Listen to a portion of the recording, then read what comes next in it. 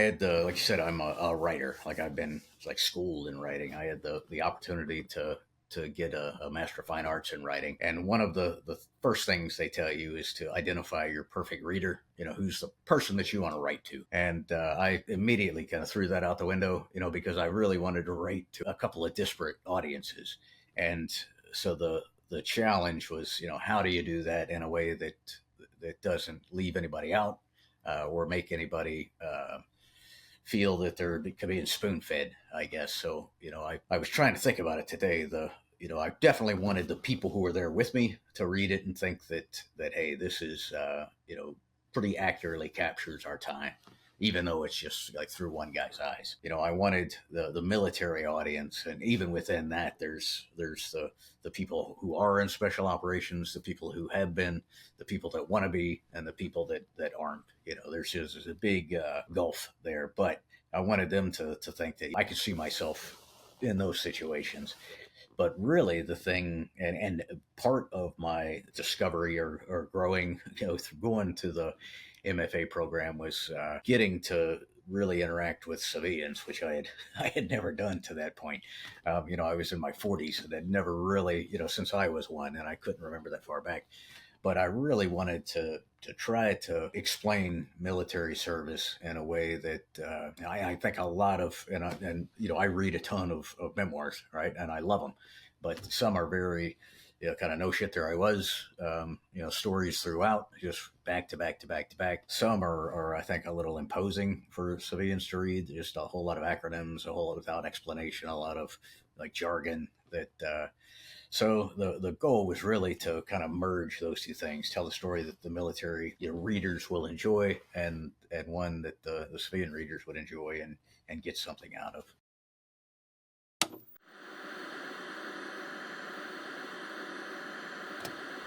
Is that much of it? That's not much of a change for you, right? My name is Carey. I used to load bombs in the Air Force, and now I'm a writer, a filmmaker, and an entrepreneur. Through using the post 9/11 GI Bill to go to college, working hourly jobs to pay the bills, and freelancing my way into a career, I've studied what it takes to successfully transition from service to civilian, and that study has become a conversation.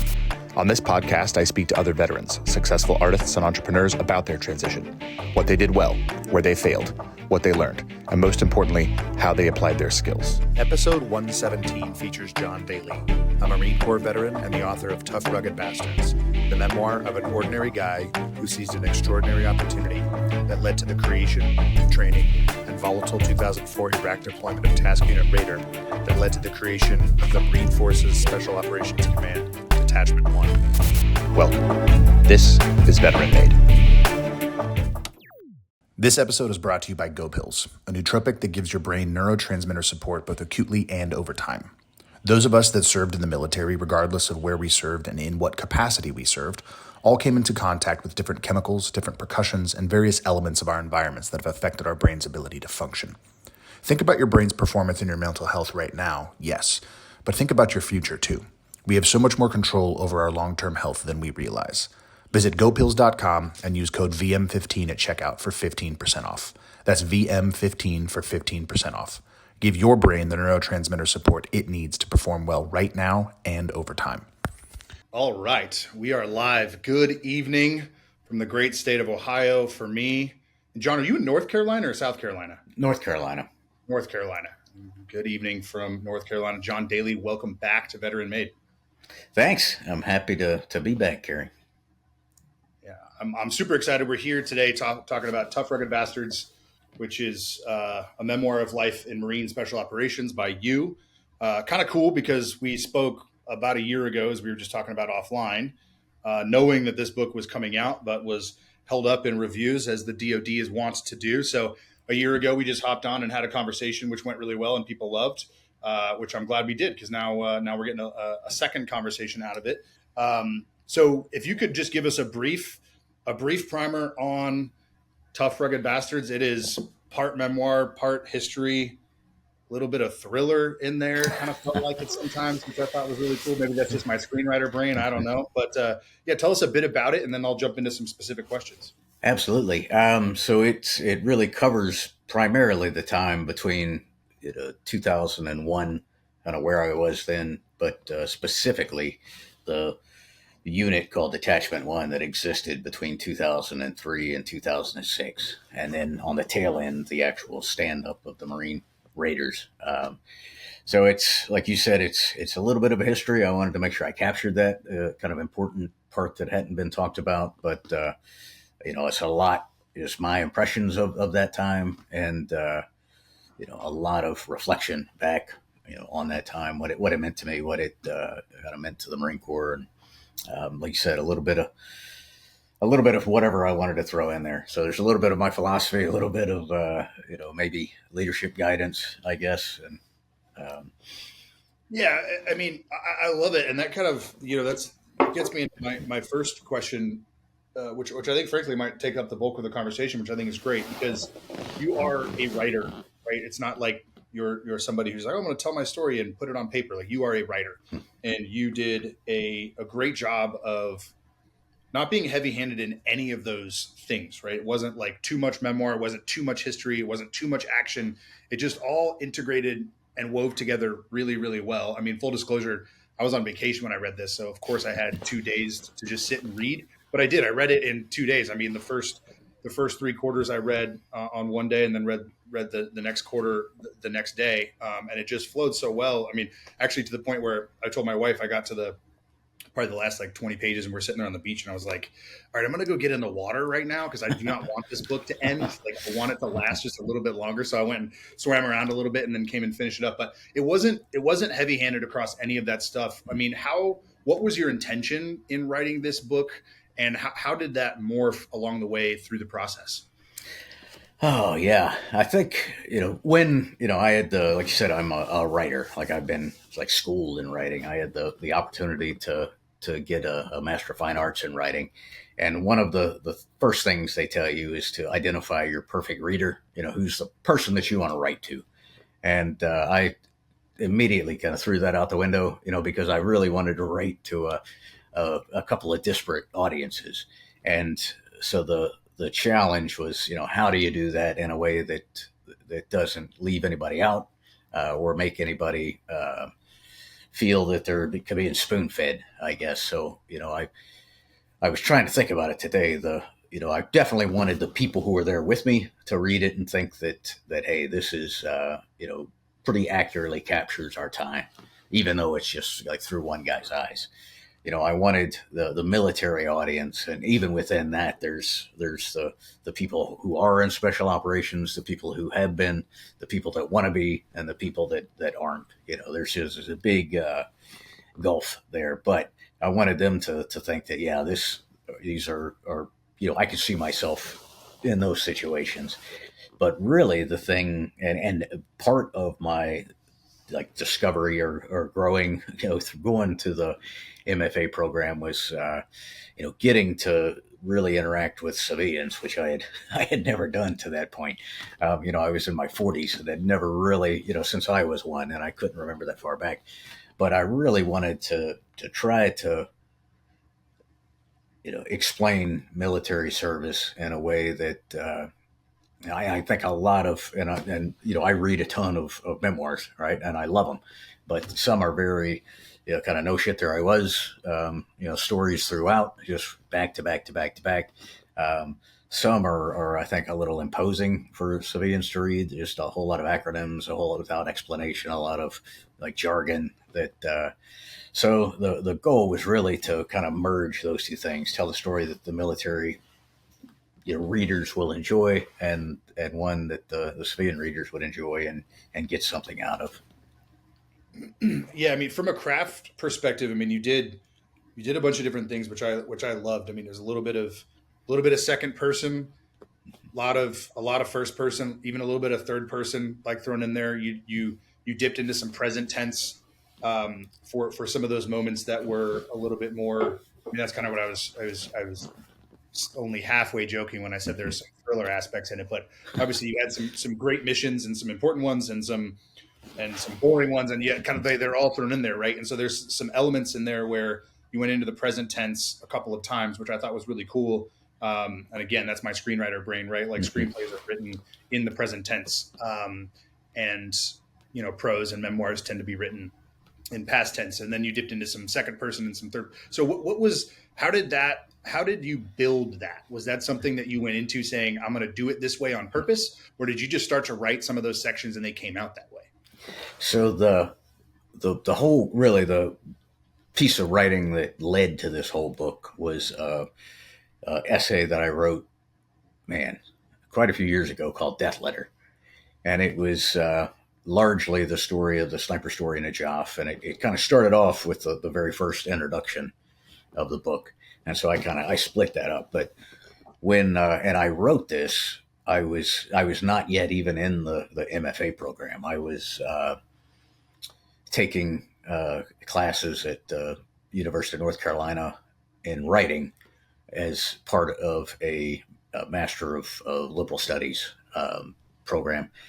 And they, I went to classes and I had like a hour and a half drive home every night at like 11 o'clock, on class nights. And the assignment was to write a personal essay. And I was like, man, I got to write something that kind of wows everybody. And I was driving home, and I'd been somewhat reluctant to write about my experience in combat. And the opening line, he was not the first person I killed, came to me, and I was like, oh man, that's good. And I was, I drove and I started like thinking about how I could kind of craft that into the story. And then about 3/4 of the way home, I was like, ooh, what if I said, you were not the first person I killed, and wrote a kind of an epistolary style. I'm like, that's it. All right. I was kind of sold, and that, later, obviously, like I said, became kind of the backbone anyway of the book. And that also kind of gave me the freedom, I guess, to play around a little bit more with tense and person. And so I think in Afghanistan, that when I write about that firefight, I really wanted to kind of put you in it. So I just, made the decision to do that, to switch to present tense, and pretty jarringly, I think. And then, come out of it kind of almost, right as the fight starts, and then come out when it ends. And, I enjoy, playing around with some of those things to try to consider how, style affects the reader. Yeah, it makes sense that because of your involvement with Detachment 1 and obviously going on to help build this, that aspect of it to me makes sense, that this is both a memoir as well as a bit of a history book. Was that a challenge for you? I mean, I loved. I mean, I'm not a Marine, right? Like, so I was fairly ignorant to a lot of the history, which made it more fun for me to read. I don't know how other Marines feel. I'm sure they feel very excited and want to run through a wall at the end of that chapter where you really go through the history. But how did you approach it from a craft perspective? Because your story is anchored by, the end of your career is anchored by standing this unit up. What made you decide to tell more of the history and to weave it throughout the way that you did? That was, so when I actually got began trying to get a publisher, my agent kind of laid out the framework that I would have to follow in the proposal for me. And, I needed to have several chapters already written, which I did. I think I submitted 3 full chapters and then an outline of the others. And I've never been a big fan of outlining. Of course, I've never written a book length manuscript before. So, once I did that, and I went with like a 3x5 card with, each chapter, and, just said, hey, this chapter is going to cover from this point in time to this point in time. And when I laid those out, I realized that I didn't want it to go from kind of, face punch to face punch to face punch. I wanted to try to, break that up some. So, you can do that with reverting to some history. Plus, I'm also a history buff, and I'm the kind of, when I was writing this, and it's probably one of my worst habits, I will, have a question in my head and I'll immediately Google it, and then that will lead me down a rabbit hole of, 4 hours later. So, I had some question about the town of Najaf when we talk about that, and that led to a big, deep dive into, how that became such an influential place for the Shia Muslims, and then of course the history of the Muslim religion, and then the history of the kind of the Arab culture, and so I wrote a lot more of those little tangents, and I had to, luckily, I think, I think the people that I had read, and edit for me did a good job of pulling a lot of that extraneous stuff out. But also using it to, I realized I could use those to kind of intersperse some of the more like high tension moments. Right. And using aspects that you don't ultimately use, it's good that you wrote them, right? You have them in your brain, you have them kind of right there in your blood as you're writing. So you can tease out things that you need to keep, cut that extraneous fat, but it's all there, right? Getting it out, I think is one of the most difficult parts of writing, memoir or personal essay is actually just getting all of it out. Right. And then the more simple, I wouldn't say easy, but the more simple part is kind of trimming and editing and rewriting those bits as you go. Yeah. Yeah. And I think there's kind of two sorts of writers. There's, and there may be more than that, but there's like this, I call it like the sandcastle builder that just make a huge pile and then like cut everything away that's not the sandcastle. And then the kind of the house builder that starts with studs and a framework, and I'm more of that way because I hate to waste writing. I hate to type. I'm not a good typist, so I want to type as little as possible. But there are absolutely some times when I were like, oh yeah, this is all solid gold and just banging away, and then of course I'd come back to it, and it's like I said, it's not wasted by any means. It's saved, and maybe.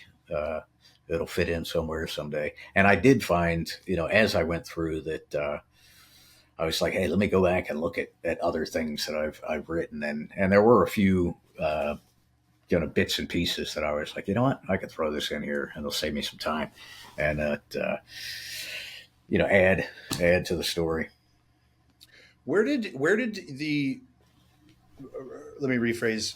How did you, so back to that drive where you thought of the line, for that personal essay, how did you overcome the reluctance that you felt to put your story on paper? Because I think there's two, again, probably more than two, right? But I mean, there's two types of veterans, right?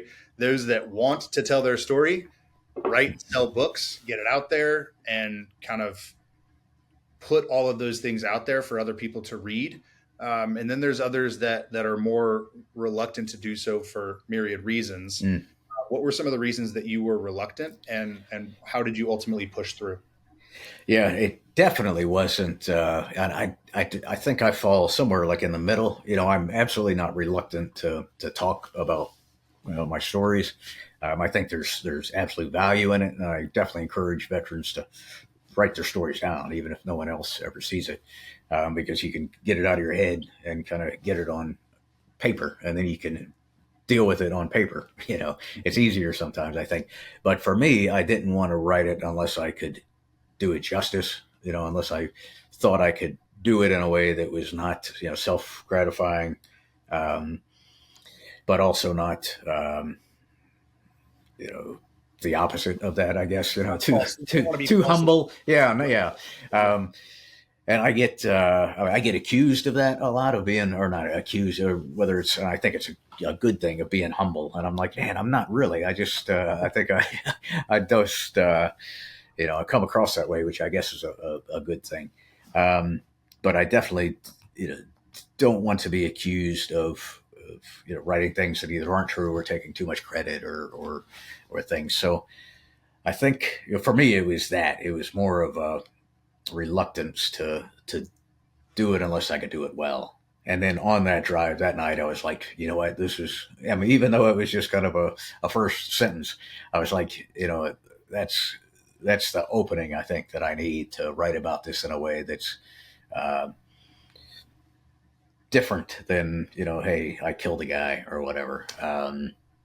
it's a way to look at it, and a lot of it I think comes with the, the point that I was writing this 20 years of distance, right, and perspective, being able to look back, over 20 years, and if it would have been absolutely different had I written this 20 years ago, right, and it probably wouldn't have been worth reading at that point.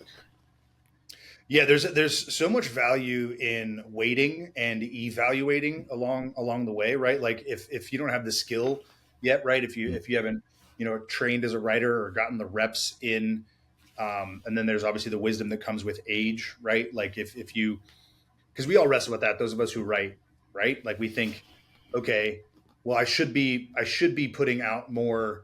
There should be more output here. There should be more content. There should be more writing, and that is true. We do need to write every day, right? We need to get those things out, but it doesn't necessarily mean that they're all publishable. And it's like a give and take of the, okay, how do I write through where I am now to get to where I can be so that the story that I'm telling has the value that I believe that it can have in the hands of a reader. Yeah, and the first step, like you said, is getting it on paper. For that first story, death letter, that essay that I wrote, when it was done, I read it in front of the class, and there was, partially because it was kind of sensationalistic, right? But there was, and partially because I was kind of admitting to this in a room full of 40 some, or they were probably like 20 some year old kids, getting their master's degree. They were like, "Oh man, that's so good," and I was like, "Yeah, it is. It's really good. I'm going to send it off and get this thing published." And I sent it off, to I don't know if they still exist, but it was a veterans magazine called Zero Dark 30, and just absolutely sure that why in the hell wouldn't they publish this? And like 8 months later, I get a response back that now will pass, and I was like crushed. That was my first rejection, and that essay got I think like another 19 rejections. I got like rejected 20 times, and I was it started to become almost a game. I was like, I'm going to see how many rejections I can get with this. But each time I would also pull it out and say there's got to be something here that, and in some cases I sent it to places that it just didn't make sense, but places that I wanted to see it published, Yeah. But each time I would get it back and I would go through it and like, hey, let's refine this a little bit. And so I don't know that I have the first version. I don't do a good job of version control, right? I just usually type over. But there is probably very little, resemblance between the first version and the one that finally years later was published in Consequence magazine. Did you get feedback along with those rejections, or was it just straight up, hey, no thanks? Not a lot. A few places that I did, and it was some of the higher end, kind of lit mags that I'd hoped, to get it into were like, hey, this is, there's a lot about this we like, but it's just not right for us, or it's not right now. And so there was not useful feedback. I really didn't get, much in the way of that whatsoever. So it really just came down to me. But that was the writing sample that I submitted to apply to the MFA program. And maybe, I don't know, maybe maybe they had a veterans quota or something they were hoping to get, but they let me in with that, which was a great boon, to the ability to be around other writers. I think we may have talked about this last time, but that was I learned so much, and actually and I've stayed close with them on today's Monday. I think on Thursday I'm having a Zoom with all of the kind of the cohort from my MFA program, and I'm going to do a reading and kind of answer questions with them. So I'm really looking forward to that. Yeah, that'll be great. So if you weren't getting feedback along the way, but you were making tweaks, and I know we're talking about the initial essay here and not the book, but obviously it morphed into the book, right? Like, I think it's valuable. How were you approaching editing yourself at that point and refining the writing without that feedback? I had one really good friend that's a really good writer as well that I trust and got feedback from him a couple of times as we went along with that. I had also used it during the MFA program as one of my submissions and got feedback, and that was incredibly helpful because that was feedback from a group of, again, like 30 something people who had never been in the military or never dreamed of being in the military. So getting their feedback was really, I think, kind of set the hook in me that when I wrote the book, I needed to kind of try to look at things through their eyes. And so it was a lot of it was like overwriting. I realized that as I gained some experience, that I was just trying to over describe. It's one of the things that I really took away from that, and I really try to do is be as spare as possible with description most of the time, and then really kind of pull it out when you need it. Otherwise it becomes as overdone. And the thing that I've learned in storytelling is the like the setting in Najaf, Iraq. I mean, most people have no clue what that's like, so that deserves a good chunk of description. But other situations that if I say that I went to the supermarket, right? When I say that, you're thinking of a supermarket, somebody else is thinking of a supermarket. And if I try to describe that supermarket, then I'm kind of ruining the mental picture that you've already painted. So I'm interfering with you doing my job for me, if that makes sense. Yeah, it's the dance between showing and telling, right? Like sometimes you do need to tell because a portion of your audience hasn't been where you're describing, but then other times you do. It's that dance with your reader to understand that they understand enough to go with the story that you're telling, and then understand when they don't understand enough so that you can jump in and provide that context that they might need. Yeah, and one of the lessons I learned is that the readers are a lot smarter than we give them credit for. Generally speaking, there's some dumbasses out there, obviously, but trying to over explaining, then you start to they kind of tune out. They're like, hey, if you're gonna fill in all the blanks for me, then why am I reading this? I want to.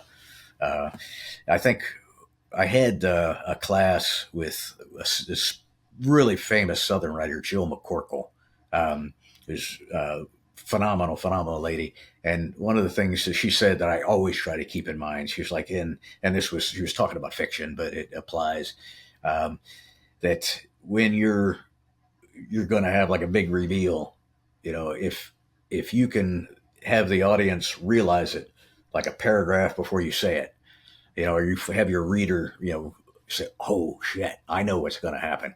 And then it happens, that's the craft, or that's the mark of an incredibly craftful writer, Yeah. I mean, my number one rule in storytelling across the board, whether it's TV commercials or fiction or any other writing that I'm doing, is trust your audience. Trust them. If you don't trust them, then you've got something going on in the back of your mind that's going to stop you from telling the story that you need to tell. And like I said, it's back to that dance, right? Like you have to trust them. They're your partner in this endeavor. They're a silent partner, right? They're a nameless, faceless partner. And it makes it a little bit more challenging. But once you do trust them, then like you said that she pointed out, they'll figure it out with just enough extra time that it'll make it that much more valuable to them, and they'll feel like they're doing their part in the story too. Yeah, exactly. So, and it's a little bit harder, I think, with nonfiction to do that maybe, but it's I think really the same concept. And one of the things that I've discovered when I went to get the MFA, I initially enrolled because I knew that there was a long wait period for the DoD to review manuscripts. So I didn't want to write nonfiction. So I went to write novels. And, I spent a lot of time in fiction classes. And one of the things that I learned that's been incredibly valuable is really just the pacing, the arc of a story.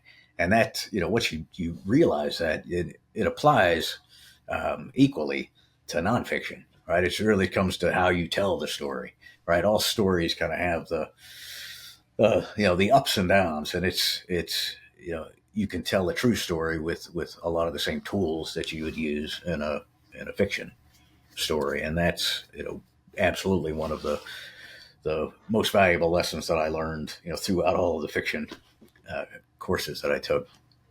Yeah, absolutely. I think it's a great point. I mean, and especially in the military memoir space, I think there's extra room for that kind of approach, because your non-military audience, or even somebody from another branch like myself, like, you gave me just enough context. I didn't need any more context.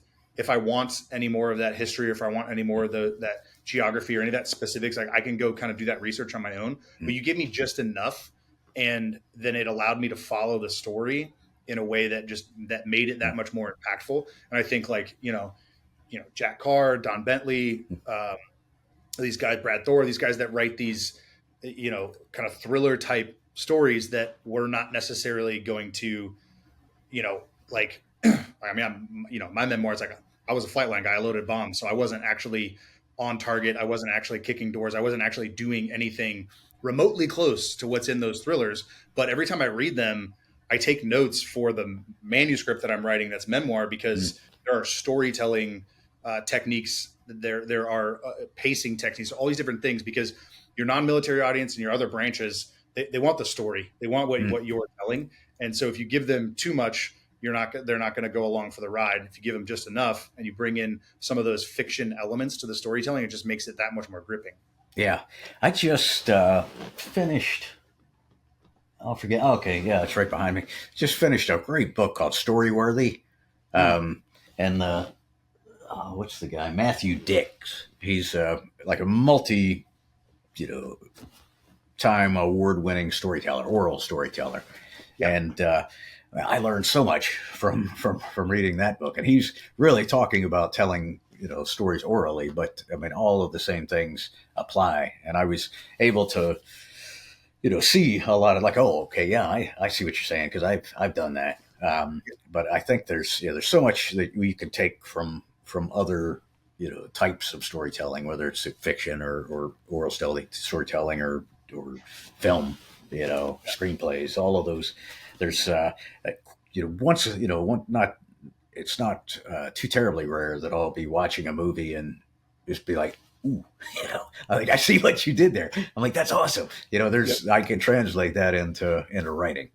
Yeah. That's exactly right. So back a little bit on the personal side, I want to double tap on the humility that you were describing, because it struck a bit of a nerve for me. You're a little bit older than I am, but I'm now getting to the age where I'm feeling more confident and more comfortable talking about the things that I've done, the things I've done well, the mistakes that I've made, what those mistakes led to. Now I see those, right? When I was younger, I wouldn't have seen them. And I know that feedback that you're talking, I don't know the person or people who gave it to you, but I understand that feedback when you're, generally in life a confident person. And then if your writing has a certain voice to it that's confident, it's really easy to say, oh, let me make it sound, less good, right? Because I want to be humble. And it might even be easy on the other side to say, well, let me just tell you how badass I was, or how badass my team was, and all those things. But it takes that wisdom and discernment and that lived experience, and then the technical aspect of getting words on the page and getting pages cranked out. But how did you personally approach it? That aspect of this, as you were telling your story, like, when you get that feedback from trusted people, how do you thread that needle? Yeah, that's a great question. I, as I was writing, I was constantly kind of imagining, one of the other guys from the platoon who was there for these things, and like, hey, could I tell him this? Could I read this to him and have him, say yeah, or is he going to say, dude, no, you didn't do that, or that's bullshit. Both from an accuracy perspective, but also just my role in things, and that was helpful. and then I took it and actually sent it to him and said, "Hey, read this and tell me is this happened?"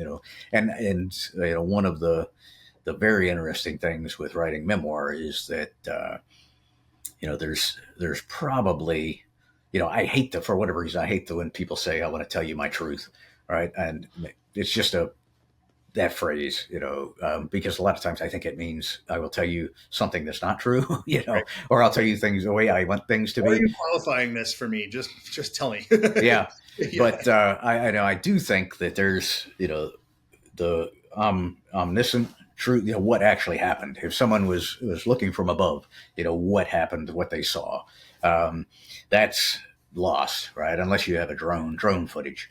There's the way that I experience things from my perspective, obviously. And then there's, the way I remember things now about the way I experience them, which are almost, 100% not, different. There's differences in there. So I think, I wanted to be very upfront about the kind of reality in there that I'm telling you the truth as I recall it to the best of my ability with, 20 years of reflection on that. So I think that acknowledging the fact that I'm not infallible, kind of came across as or allowed me to be more humble, I guess, and also not shying away a couple times in there from, hey, I screwed this up, or reflection, lets you become aware of those times, and it also, I think, like I said, it's at a certain point, and I don't know when it started happening, but I started. I'm like, man, I think I'm like gaining a little bit of wisdom, and I think once that switch, that dial starts getting turned, then you're much more comfortable kind of airing your dirty laundry if it's going to help somebody else out, because you realize that you wouldn't be where you are if it weren't for all of those, varied experiences. Right. And it's not necessarily linear, right? It's not like, oh, I made this mistake and therefore I'm a better person now because I made that mistake. It's the age that you have and the experiences that you have now allow you to reflect and look back on those and look at where those branches could have gone, where they did go, where they almost went, like all those different things. So it's not like this, it's not shallow in the sense of, like I said, oh, I made this mistake and now I'm a better person because I've reflected on it. It's like, no, it's the reflection allows you to understand and put it in context for yourself first, and then put it on the page for the reader. Exactly. Yeah. I loved the bit at the end when all the guys got back together, and there was a couple of lines where you talked about with one guy, maybe it was two, where you said, oh yeah, no, we didn't really like each other, but honestly, I can't even remember why. And that was just that was one of the moments I texted you that kind of made me misty, right? Cause I immediately thought of a couple of dudes that I served with that I'm like, oh yeah, no, I remember 15 years ago, I really didn't like that guy. But now I think about him a lot. I don't even remember why. Like, it was just maybe just the heat of a deployment, the heat of a TDY, the heat of a whatever, and then now we're here on the other side of it. And again, back to that context and that wisdom that you're like, oh no, man, we did this together. Like, we're good. Yeah. There's, it was funny because that guy was, not someone that I expected that would come right at the time. I think he was over in the Middle East as, working for a 3-letter agency, at somewhere, and he made it back. He came, and, the whole, the couple of days we were just, rare. I mean, hardly talking to each other, just because that's the way that we had been. And we sat down that night, after a couple of beers, and he's like, hey, we've had our differences, and he told me what it was that I had annoyed him about me, and I had assumed that we were pissed at each other for the same thing, and so realizing that no, it was something that I didn't even remember. And then I was like, for me, I was like, wait a second, what is it? why do I hate you? I'm like, oh, I don't. And I think I may have used it in there, but at the moment, like half drunk, sitting out in the rain, drinking beer out of a cooler, on the kind of the last night before this little reunion was going to end. It made me think of the line from the St. Crispin's Day speech where King Henry says, no matter how vile this person was today, the fact that he's here today shedding blood with us will gentle his condition, and he'll be well remembered forever, something along those lines. And I remember thinking that then I'm like, of that line from the thing, and I really kind of forgot about it because we were pretty drunk, and it was not until I was trying to figure a way to kind of close out the book that I was like, man, like that's kind of encapsulates a lot of things, just the recognition that all of those guys were giants, among men, among Marines, and even though we had our ups and downs, at the end of the day, he was still somebody I knew absolutely that I could have trusted my life to. Yeah. What did it feel like? What does it feel like to you now, having finished this manuscript, having published it, and talking about it, right? Talking about all the aspects of it. How do you feel now about the way that your career progressed, right? Like you got to a spot where you did the things, right? Like you did the things that this unit was built on, right? Like you helped lay that foundation.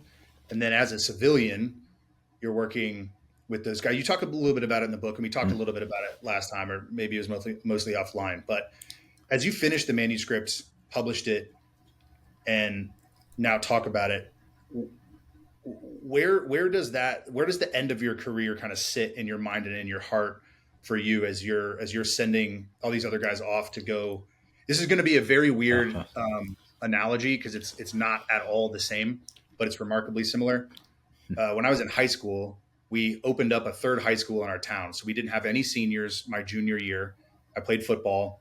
We went, 2-8 my junior year. And then our first year as a senior class, we went 6-4. We made the playoffs. We lost in the first round of the playoffs, but we laid a foundation for the high school football program, right? In our first senior year class, we made the playoffs, right? And then now the school has kind of done what it's done. Obviously smaller stakes, but still similar in the sense of, I don't get to be a part of the rest of that journey, but I helped kind of lay that foundation. Now, the added component is you actually get to work with these guys. What does that feel like to you now that you've lived it, you've done it, you've written about it and published it?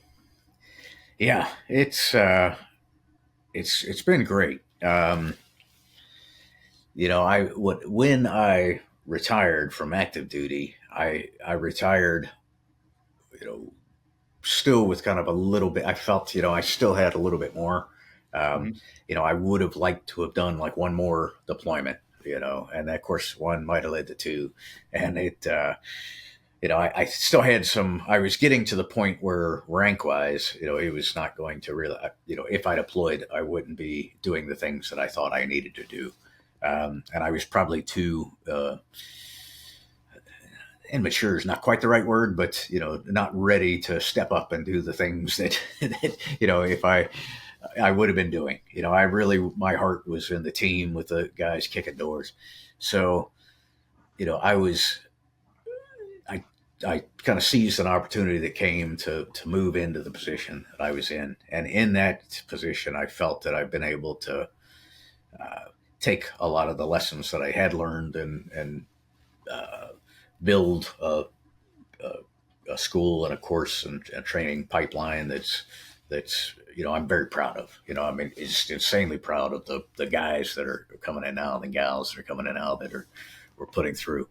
But there's also, because I retired at that point, there's a part of me that forgets often that I'm not, their peer anymore, that I can't go out on a run with them and keep up or go to the gym with them. And, but it took a couple of years and like it's probably the same time that I started realizing I was gaining a little bit of wisdom. Right, it was I started realizing that, hey, I have a whole new responsibility now as a mentor to these people, and now it's been like incredibly rewarding. But now I've been able to see people that we put through the first training course when we started 18 years ago.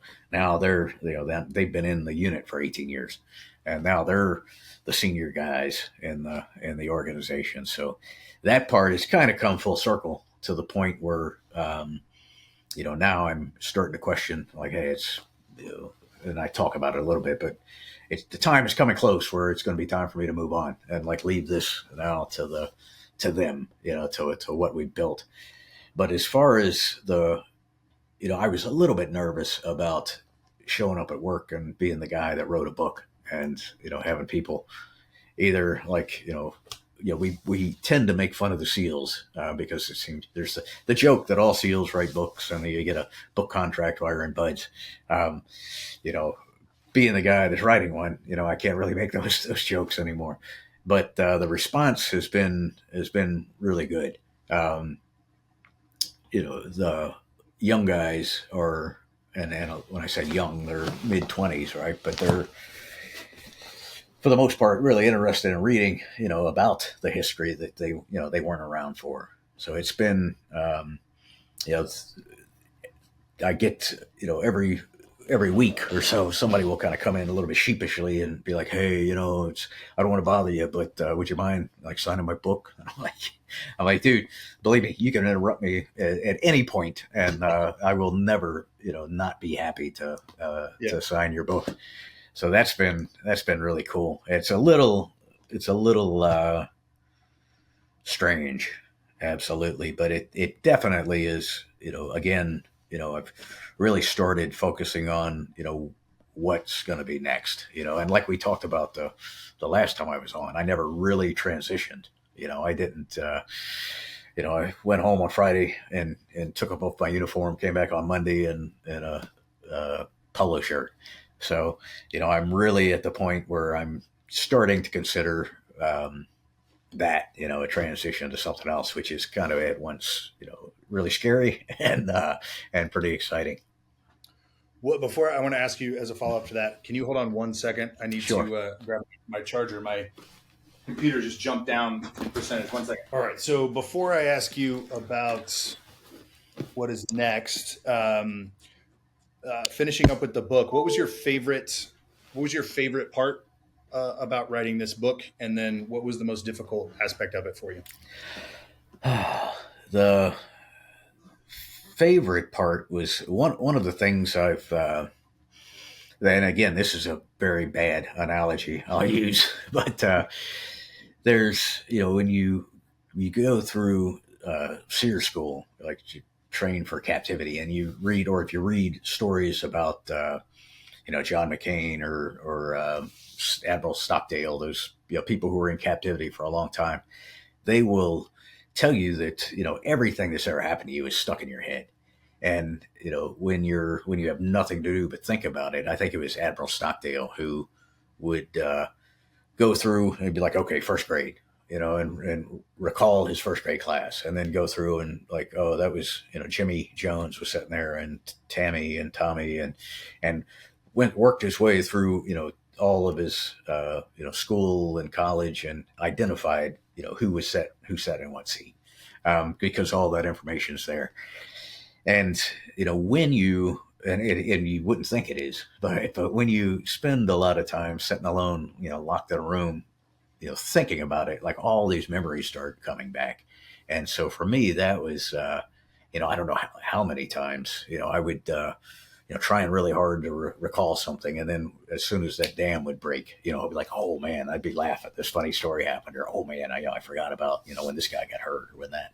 So I think that was definitely the most rewarding part of it. The most challenging part was, I am not a like a good writer from the perspective of my, that, hey, I'm going to sit down, I'm going to write this many words, or I'm going to write this many pages. So I really had to, stay on myself and set schedules to make sure that I was meeting deadlines. I would go, for a week, 2 weeks without, and I would say that I wasn't working, but without writing a word. I would, be out on a run or on a hike or driving in the car and kind of thinking about a problem. Right? How am I going to be, stuck? How am I going to? And I'm the type of person generally that I bust through the problem. I'm not going to say, well, let me go write another chapter and come back to this. I'm like, once I butt up against it, I'm going to get through it. So, if it was just, and sometimes it would take a week, just, hey, how do I deal with this? How do I tell this story? And then, might wake up in the middle of the night, I might be in the shower or whatever, and be like, yes, I've got it. I've got like crazy notes, on my phone, when I'm, voice notes, where I'm like, oh, hey, remember to do this and this and that. And then, so for me, I think that was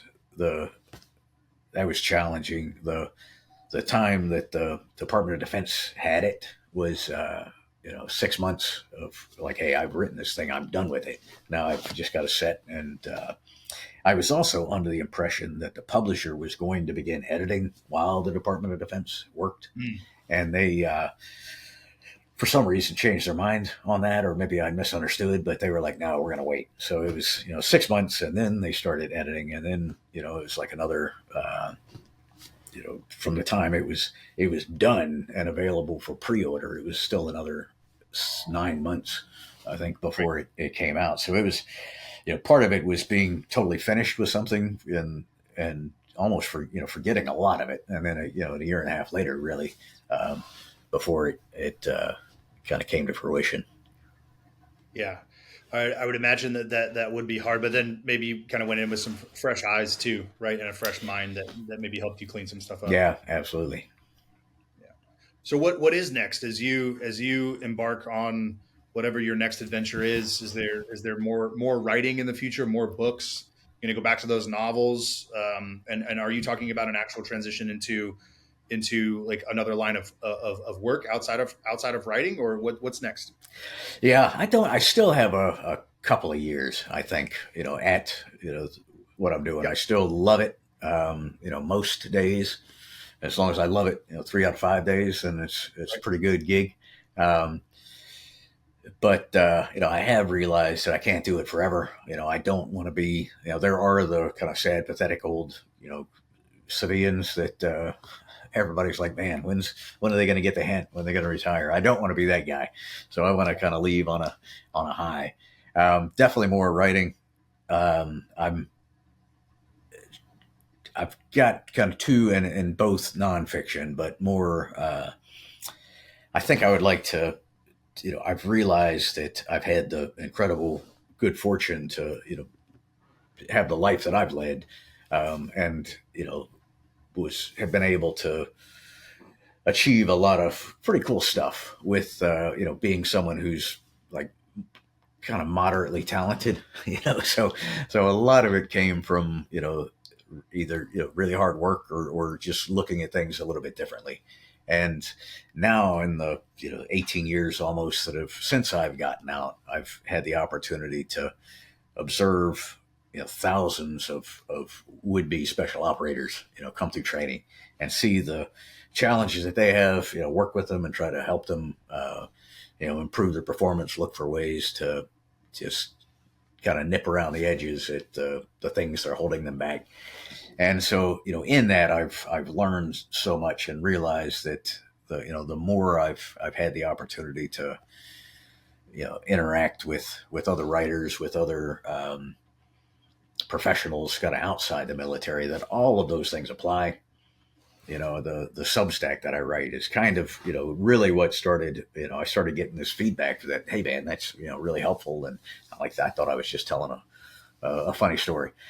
So, or, something I thought was interesting. So I've that's definitely going to be a part of it, continued writing. But I think the next book will be more, stories, but, with a kind of more direct, learning outcome from it. I've started it, but through the book, I've had the opportunity to do a lot more speaking, speaking engagements and things that, and I really enjoy those. So that will definitely be a part of what's next. And then I've had the opportunity to get certified as a coach, a performance coach or an executive coach. And so I think there's probably some of that. So it's probably, a little mixture of things that hopefully keep my life exciting.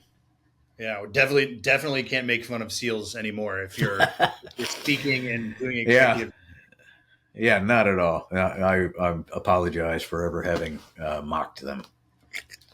I love it. And we love them. Well, John, as you know, before I get to the open-ended question, where can folks find you? Where can folks find the Substack? And where can folks find the book? Yeah, the easiest, the one-stop shop is jadailey.com. There's links to all the podcasts, links to the Substacks, links to places where you can buy the book. I mean, it's on Amazon. It just last week came out on Audible finally, and which I was a little reluctant. They wouldn't let me read it. So yeah, I was a little annoyed.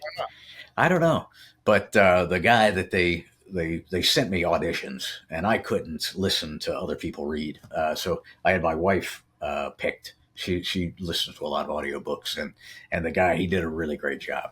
Tom Byer, he's actor. You absolutely have seen him and stuff.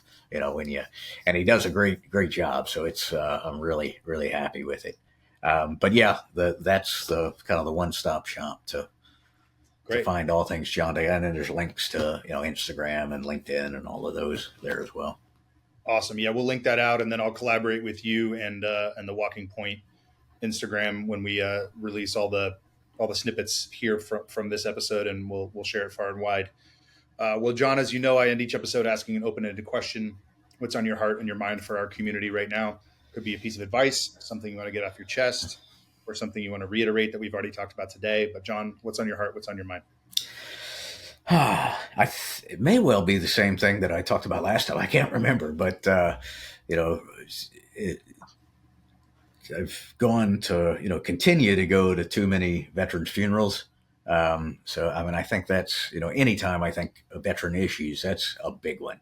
It's the biggest one, right? It's just people that can't make the transition, and I think the first thing is that there are people that give a shit about you, right? There's ample, and sometimes I know it seems,